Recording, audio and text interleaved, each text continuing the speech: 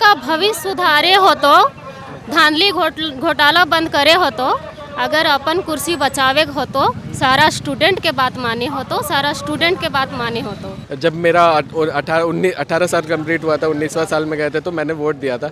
तो एक सेकंड मुझे नहीं लगा था इस सत्ता को मतलब इस वोट देने में एक सेकंड नहीं लगा था। तो सरकार को इतना टाइम क्यों लग रहा है? फिर से फॉर्म भरा फिर रद्द कर दे, फिर फॉर्म भरा फिर रद्द कर दे। मतलब पैसा कमाने के लिए छोड़ना नहीं है, पैसा कमाते रहो बार बार। मैडम कहाँ से हैं आप लोग? बोकारो से हैं। बोकारो से हैं? जी हाँ। जेपीएससी जेएसएससी ऐसा घोटाला है, गरीब छात्र युवा जिसका निवाला है। जी। क्यों ऐसा ये लिखने की नौबत क्या पड़ी? जिस तरह से अभी झारखंड में धांधली हुआ है और जितने भी एग्ज़ाम हुए हैं सब में सेटिंग गेटिंग हो करके और जेन्युइन छात्र के साथ जैसे अन्याय हुआ है तो उसको लेकर सारे छात्र यहाँ पे आज घेराव पे लगे हुए हैं और यही उम्मीद है कि निष्पक्षता से जांच हो और रद्द हो। जी जी। कहाँ क्या चीज़ की तैयारी करते थे आप लोग? सीजीएल का सर। सीजीएल का तैयारी जी, करते जी। थे। तो सीजीएल में ही नौकरी बेच दी गई? सीजीएल जेपीएससी दोनों। सीजीएल में तो दोनों बार धांधली हुआ। 23 में भी उस टाइम भी पेपर लीक हुआ, शाम में आ भी गई सब न्यूज़ में भी। तो इस तरह बार बार पेपर लीक होने पर एक युवा जैसे आप लोग तैयारी कर रहे हैं, कब से कितने वर्षों से तैयारी कर रहे हैं आप? सर हम लोग तो 2019 से ही कर रहे हैं। 2019 से कर रहे हैं, 7 वर्ष हो गए। अब 7 वर्षों के बाद भी अब आप लोग उम्र के उस पड़ाव पे हैं जहाँ पर वैकेंसी उस उम्र में नहीं आती है कि भैया 30-32 साल 35 साल वालों को वैकेंसी नहीं मिलेगी। कैसे आएगी जब निष्पक्षता से वहाँ पे एग्जाम हो तभी तो ना। जब एग्जाम में युवा क्या सोचेगा कि भाई अब तो मेरा जीवन उम्र खत्म हो गई। हार जाता है और हार रहा है सब। तो सरकार से निवेदन है यही कि आज जो है ना दिया जाए और ये निष्पक्षता से जांच हो और रद्द होना चाहिए। अच्छा, रद्द होना चाहिए। क्या नाम है? आप भी कहाँ से हैं? मेरा नाम पवन कुमार है, मैं जमशेदपुर से हूँ। अच्छा, जमशेदपुर से हैं। बिल्कुल। इसके दबाव में पहला केस डायरी दबाया, मतलब ये पहले से ही? हाँ, ये सब पहले से ही टीडीपीएल के थ्रू होते हुए आ रहा है। रिश्तेदार इनका जो है नौकरी ले ली है। नौकरी में है। इतना जीनियस इनका पूरा परिवार है, बाकी सब बोका बैठा हुआ है यहाँ पे। आप लोग कितने वर्षों से तैयारी कर रहे हैं? एक्चुअली मेरी बात कहा जाए तो मैं अनएम्प्लॉयमेंट नहीं हूँ, मैं जॉब करता हूँ। मैंने एमबीए की पढ़ाई किया था और वहाँ से मुझे प्लेसमेंट लगा था बैंक में।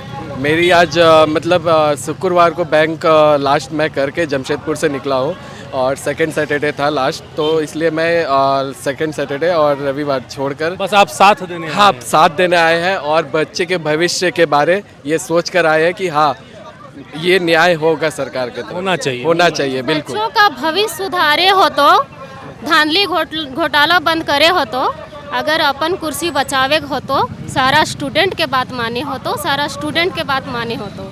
देखिए, झारखंडी भाषा में इन्होंने एक अच्छा संदेश दिया है। मैं एक बात और कहना चाहूँगा कि जैसे जब हम लोग वोट के टाइम पे जब मेरा 18 साल कंप्लीट हुआ था, 19वां साल में गए थे तो मैंने वोट दिया था। तो एक सेकंड मुझे नहीं लगा था इस सत्ता को मतलब इस वोट देने में एक सेकंड नहीं लगा था। तो सरकार को इतना टाइम क्यों लग रहा है? आखिर वो क्यों इतना टाइम ले रही है और नहीं मान रही है हमारी बातों को? ये मैं उनसे क्वेश्चन आपसे इसी बात पे, आप लोग तो पढ़े लिखे लोग हैं, तैयारी कर रहे हैं, एक सवाल करेंगे।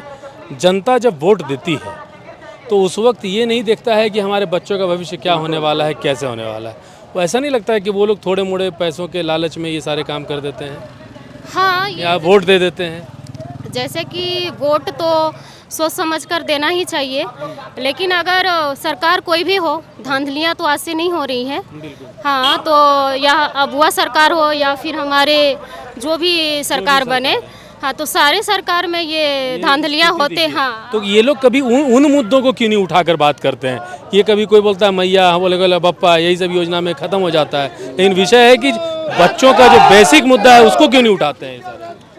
देखिए, अभी मैया योजना चल रहा है झारखंड में जो अबुआ सरकार चला रही है, ठीक है, अपना जगह में वो नहीं, मैं ये नहीं कह रहा हूँ वो चला रही है, उसके बदले में कोई और आएगा तो बोलेगा कि हम फलना योजना दे देंगे, चिलना योजना दे देंगे। युवाओं की योजना पर कब चर्चा होगी? ये योजनाओं पर मतलब योजनाएं चलाए, लेकिन युवा का जो स्कॉलरशिप बंद है और भी सारी व्यवस्था जैसे कि जिसमें हमारी युवा का भविष्य उज्जवल हो, वो सारे बंद करके मैया योजना की तो ज़रूरत नहीं है सर। सारी योजनाएं चले लेकिन युवाओं के भविष्य के साथ खिलवाड़ ना हो। महीना में 2500 रुपये मिलती है सरकार की तरफ से महिलाओं को, लेकिन वो 2500 रुपये में महिलाएं क्या करेगी क्या नहीं करेगी, ये सरकार को सोचनी चाहिए। अगर अच्छा नौकरी देगा तो 50,000 रुपया मिलेगा। बिल्कुल बिल्कुल सही, क्यों परेशान हुआ? सही बात है आपकी।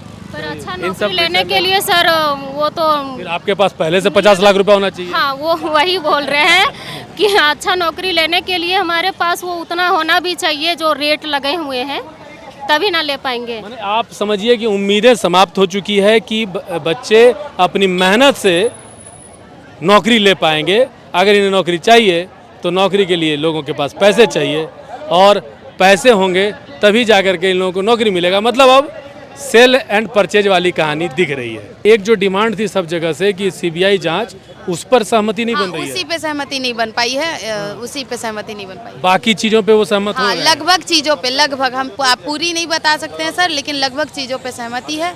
हाँ, तो क्या लगता है कि सीबीआई जांच से क्यों घबरा रही है सरकार? अब ये तो हम नहीं बता सकते हैं, ये हम नहीं बता उनका सकते। कुछ तो परेशानी बताए होंगे ना कि हम इस वजह से नहीं नहीं, करा। कुछ वैसा परेशानी उनका कहना है कि सीबीआई में मामला लंबित होता है, 2002 में लगा था तो अभी तक सीबीआई इसको खोज नहीं पाई, तो क्या करेंगे, ऐसा करके बताइए। उन्होंने एक विकल्प दिया है कि हम लोग एक रिटायर्ड जज को दे रहे हैं इसकी जाँच करने के लिए।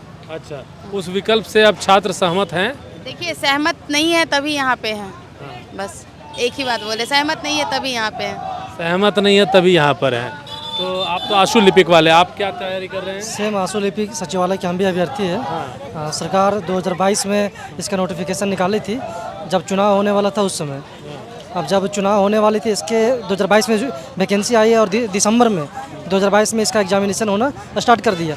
मैं बता रहा हूँ कि इसमें जेएसएससी ने उस समय 16 विज्ञापन निकाला था, लेकिन 16 विज्ञापन में से सबसे पहला एग्ज़ाम, चूँकि इलेक्शन आ रहा था तो सबसे पहला एग्जाम सचिवालय आशु लिपि का ही स्टार्ट किया लेने के लिए, और उसी समय नियोजन नीति का मामला चल रहा था माननीय उच्च न्यायालय में। अब हम लोग का एग्ज़ाम चल रहा था 14 से 16 दिसंबर को एग्ज़ाम हुआ चल रहा था, और 16 दिसंबर को ही माननीय उच्च न्यायालय का आदेश आता है कि जो वर्तमान भर्ती जितनी सारी भर्तियाँ हैं वो सारी भर्तियों को रद्द किया जाता है। हम लोग का एग्ज़ाम चल रहा था तो हम लोग सरकार ने एग्ज़ाम जेएसएससी ने उसको एग्ज़ाम पूरा कंप्लीट करवाया सब बच्चों ने, लेकिन चूँकि माननीय न्यायालय का आदेश था तो वैकेंसी को रद्द कर दिया और आज तक नहीं निकला? नहीं, वैकेंसी निकाला फिर 2022 में कैंसिल किया, इसके बाद लंबी इंतजार के बाद 2024 में पूरा वैकेंसी निकाला, पुनः पैसों कमा लिया मोटा। अब पैसा कमाइला के बाद अगर रस हो गलो ओकरा पूरा, और दहिया में रस हो गलो तो पैसा तो हमने से कमाइए रहल पूरा, खाइल का पिल का मस्त हो गलो हमने पैसा से, और हमने क्या परीक्षा लेके ये डेट ही दे के सोचबन कर लगा बार कितना फॉर्म का पैसा लगता है? 100 रुपया दोनों वर्ष, पहला बार भी 100 रुपया लाल को, अबरियो 100 रुपया लाल को, अब फिर भरे तो फिर 100 रुपया कमाई ओकरा में कोई कमी नहीं करता, पैसा कमाए में कोई कहीं कमी नहीं करता ना, लेकिन अगर नौकरी वो बेच देते हैं नौकरिया तब तो विडम्बना है सर कि ये इसकी नौकरी बेची नहीं जा सकती। ये कौशल परीक्षा होता है, ये स्टेनोग्राफर बहुत मुश्किल से हम लोग सीखते हैं, ये अलग तरीके का लैंग्वेज है।